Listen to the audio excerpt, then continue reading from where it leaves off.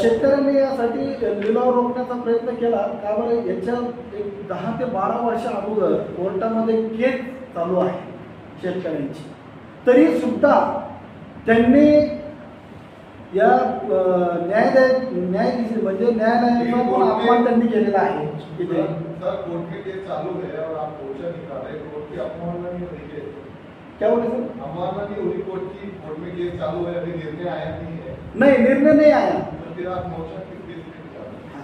यही बेस पे निकाल रहे कि कोर्टाचा निकाल, कोर्ट का निकाल न लगने से पहले, बोले तो लगने से पहले आप क्यों कर रहे हैं खरीदी बिक्री का व्यवहार? अवमानना का केस दर्ज क्यों होगा आपके ऊपर? सर उसके लिए तो तैयार है. शेतकरी के लिए जो भी अपन आज आक्रोश मोर्चा निकाल रहे, तो उसके लिए तो हम कुछ भी करने के लिए तैयार है. परमिशन मिले या ना मिले सर, शेतकरी के लिए, कर्जदार के लिए हम कभी भी तैयार है.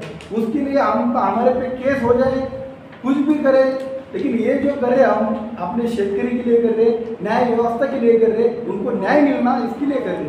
बरं, DRT जे सांगितलं का आम्ही जी जागा घेणार दुसऱ्याकडून आणि ती 150 एकर जागा जी घेणार आहे कारखान्यासाठी, तुम्हाला काय वाटतं जे ते शब्द पाळणार आहे का त्याच्यामध्ये? सर याच्यामध्ये DRTचा विषय कसा येतो, ज्या टायमाला शेतकऱ्याकडनं जमीन ज्या टायमाला कारखान्याने घेतली, खोटे आश्वासन शेतकऱ्यांना दिले, प्लस त्यांना शेअर जे दिलेले होते त्याचा पण मोबदला मिळालेला नाही. आणि आपण जो आक्रोश करतोय तेच विषय की शेतकऱ्यांना त्यांचा मोबदला मिळाला पाहिजे होता. त्यांना जे आश्वासन दिलं होतं त्यांना कारखाना उभारण्यात आलेला पाहिजे होता. जे विकसित तुम्ही जी जमीन घेतली कशाकरता घेतली? साखर कारखान्याकरता, देवगिरी साखर कारखान्याकरता घेतली आणि त्या कारखाना तुम्ही उभारला पाहिजे होता. त्याच्यामध्ये शेतकऱ्यांना रोजगार दिला पाहिजे होता. सर आपलं नाव सांगा आणि आपल्यासोबत कोण कोण आहे? प्रश्न है 1991 को ये केस है, हाँ, इतना लेट क्यों आपको समझ में आया? 35 साल के बाद भी कम्प्लीट करना चाहिए. सर उसमें क्या हुआ, उसका स्टार्टिंग ऐसा हुआ 1991 में उसकी जो कारखाना स्थापित हुआ, बाद में 2004 में ये प्रॉपर्टी बोले तो ली बोले तो 1982 में ली, 2004 में उसका कर्ज निकाले और फिर बाद में जो अभी ऑप्शन लगा है 2023 में उसका लिलाव हुआ. लेने वाली पार्टी अभी उसको क्या हुआ, जो महाराष्ट्र कोऑपरेटिव बैंक ने कर्ज दिया था उसने कन्वर्ट क्या करा, IARC बोल के एक साहूकारी प्राइवेट संस्था है उसके हैंडओवर कर दिया. वो हैंडओवर होने के बाद उसका DRT में दाखिल करने के बाद उसको लिलाव हुआ. क्यों? जो प्राइवेट फाइनेंस साहूकार ने जो प्रॉपर्टी ली उसको क्या करे, उसका अमाउंट देके महाराष्ट्र कोऑपरेटिव बैंक को भेज दिया, उसको पैसे दे दिए. और अभी जो चालू है वो प्राइवेट साहूकार जो प्राइवेट कंपनी है, संस्था है, उसका और DRT का संबंध मत, और उसमें संचालक मंडल भी इन्वॉल्व है.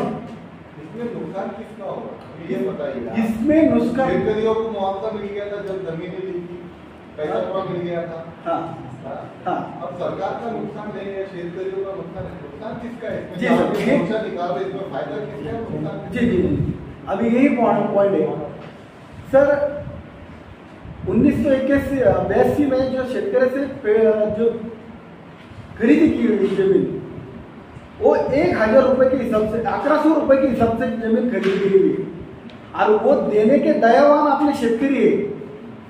जगह पोशिंदा बोलते हैं जो शेतकरी को, वो क्या समझा कि बाबा मेरे बाल बच्चे यहाँ पे रोजी रोटी पे लग जाएंगे, और जो कारखाने ने जो आश्वासन दिए और वो आश्वासन की भूल में गए, और आश्वासन की भूल में जाने के बाद शेतकरी क्या बोलेंगे, बाबा मेरी आने वाली पीढ़ी है, जो नस्ल है उसमें काम करके अपना पेट भरेगी, ये मैं आज बेच रहा हूँ. लेकिन क्या करा, शेतकरी ने बोला कि मैं तुम्हारे रोजी रोटी दूंगा, मैं रोजगार दूंगा, कायम स्वरूप यहाँ पे तो आपको नौकरी दूंगा. वहाँ पे हुआ और वो देने बाद उसकी शेयर, शेतकरी के शेयर भी ले गए. अभी कारखाने ने अपन बोल सकते ठीक है उसमें क्या है, शेतकरी के शेयर कैसे ले चुके और उसके शेयर का मुबादला क्यों नहीं दे रहे. आज इधर आप बेच रहे हैं, आज वो प्रॉपर्टी बेच रहे हैं ना, कौड़ी मोल प्रॉपर्टी लेके शेतकरी के खोटे आश्वासन फसवणूक की हुई है। यहाँ पे सरल सरल शेतकरी की आर्थिक फसवणूक करी हुई है।